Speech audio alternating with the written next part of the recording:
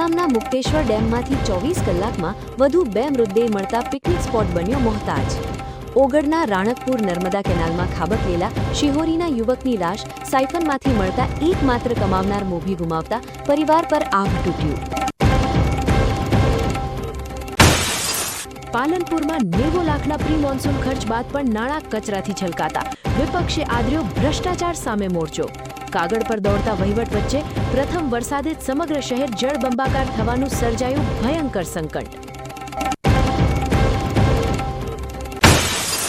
યાત્રાધામ અંબાજીના હેલીપેડ પર દારૂના નશામાં સ્કોર્પિયો પર રીલ્સ બનાવી હુલ્લડબાજી કરતા નબીરાઓનો વિડીયો વાયરલ.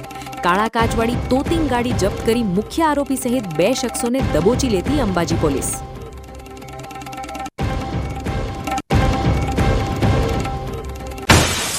પર્યાવરણ મંત્રીના હકારાત્મક અભિગમથી કરોડોના ખર્ચે બચાવાયેલા 70 મહાકાય વૃક્ષો વન વિભાગની લાપરવાહીથી સુકાઈને ખાખ. મંત્રીશ્રીના ડ્રીમ પ્રોજેક્ટમાં જ ઘોર બેદરકારી દાખવતા સરકારી બાબુઓની કુંભકર્ણી નિદ્રા સામે ઉઠ્યા તીખા સવાલો.